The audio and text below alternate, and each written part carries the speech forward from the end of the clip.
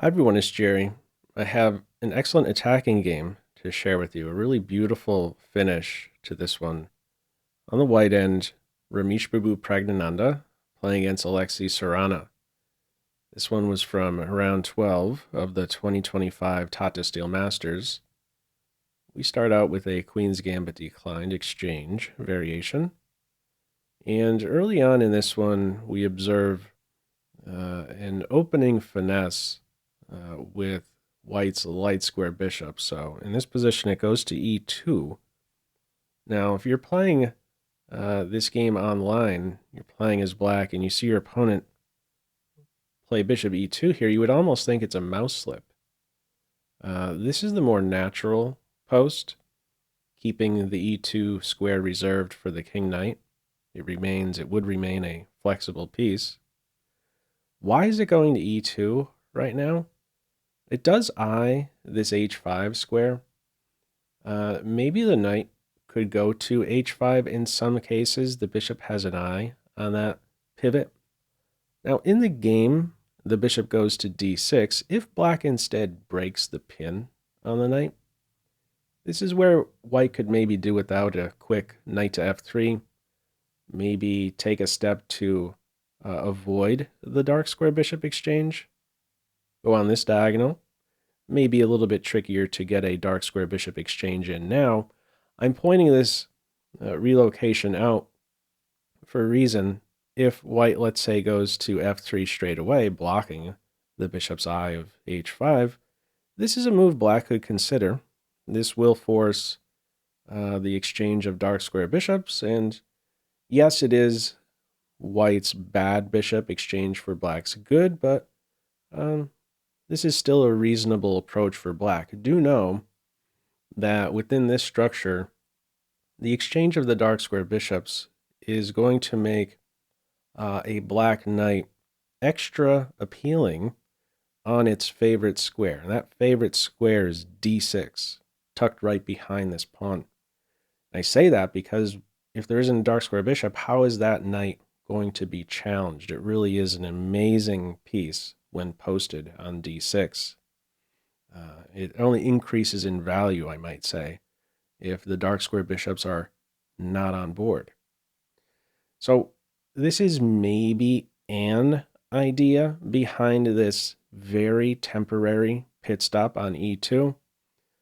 In the game, bishop d6 is played, and now this is where the bishop decides to go elsewhere. Now it goes to d3, so 2 tempi invested to get here. Why? Well, if black is not going to unpin the knight, white is kind of saying, you better do something about this bishop captures h7 shot. If you castle right now, that is available to white because of the pin. In a way, white is saying you must make some concession. Move a pawn, for instance. That's what's played in the game before black goes ahead and castles. So in a way, provokes some weakness. This isn't some winning idea. All right, bishop kicked back to h4, g5, bishop g3. We get that dark square bishop exchange. Follow up, queen e7, knight f3, carries a threat. There's a pin here. Black's response is with g4. Now, this g4 move, I feel, is already a pretty serious error. White's response is knight h4. Why do I think it's an error? Here are some notes.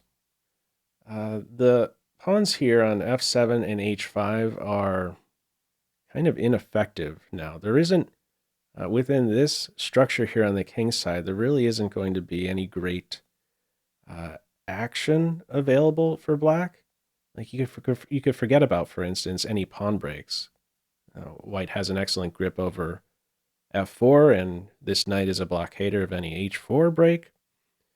Another way to look at it is that black has fixed yet another pawn on a light square. I mean, does this bishop really feel so comfortable about that? Keep in mind this knight that's on the edge, it's not as if it is forever sidelined. It's only ever a blink away, has that pivot on f5. Any other note? Well, let me actually point out one of the moves the computer is drawn to in this scenario to fend off the threat on g5. One is to simply castle, but the one I want to highlight is this knight g4 move. Now, why is this appealing? Well, the pawns remain a bit more flexible. So when the pawn is on g4, you could forget about an f4 pawn break. Maybe not the same story in this scenario. This last move paves the way in some cases for the f-pawn to enter the scene. Also know the knight on g4 is not easily kicked. No h-pawn around to shoo that knight away. If I'm to play this out just a few more moves, making very natural moves, both sides queenside castle, the kings go to the b file, and let's say this knight circles into this appealing c5 square. It's in a situation like this where you can see the f-pawn play a role with f5. These two moves, knight g4 and f5, they flow very nicely. And what's right around the corner now for black is a maneuver like this, and you could really start to see the black knights interact well on this f2 square in particular. A lot of dark square pressure in white's camp. Black is, in this structure, playing actively with the pawns on the king side. There are ideas like this available, with the g-pawn still on g5. Keep in mind, you cannot take twice on this square. It's tactically there. There is knight takes f2 in the end. So I want to at least give you a taste for how black can play in a different way. What a difference a single pawn move can make. Keep the pawn on g5. There's still possibilities for active pawn play on the king side. Play it in the game with g4. No longer available, this pawn play. So black ends up sort of being target practice for white. Turns out to be a very one-sided game. Knight b6 from here. Kingside castles, no fear, not even a shadow of an attack here for black towards the white king. There's not a pawn break to crack open a file. Queenside castles, opposite sides castles game, in comes a4, and black's response is king to b8. If something else, after king to b8, this knight is given a kick. If black tries to hold up this pawn advance, for instance a5, that's not going to turn out well for black. This pawn runs the risk of being captured. Here's one approach white can take, knight a2. Forget about any queen b4 pivot, and what may be right around the corner, queen d2 or c3, and there you go. The pawn is ready to drop. Now, if black in this position thinks, well, I'll have time to defend the pawn, keep in mind there is another idea, and that is to simply bite. The a5 pawn is a hook for this pawn break. A file will be cracked open on the king side. This is a disaster, would be a disaster for Team Black. Rook a8, there's b5. You chop on b4. We're going to collect the pawn shortly. So, in short, this a5 approach would not be a good decision for black. It's king b8 here, knight kick to c4, and we maneuver at this stage to the c5 square. This really isn't much of a thought, this idea to grab the knight and say, your pawns are doubled, who cares about that? You would really be helping black out playing in this way. The d5 square is now available for the black pieces. d5, b4, d3. All right, let's not open up this square for black's pieces. No chop here. We play within the structure. Knight a4, knight c5, a6. Black remains solid. The knight on a perfect square here, d6. No dark square bishop to bother it. Rook on f to c1. Bishop c8 tames the knight. Queen b6, or excuse me, b3. And let me throw this position too as a pop quiz. How would you continue here? Feel free to pause the video. All right, black blunders here. Plays knight b5. Best is king to a8. Now, after this move in the game, knight b5, let me throw another pop quiz your way. How would you continue here? Feel free to pause the video. All right, the winning shot here for white, he finds it, plays knight takes a6. And we're going to see how that plays out in the game shortly. Now, what I want to point out is that if this top move, in fact, only move, is played king a8, why does knight takes a6 in this scenario not work?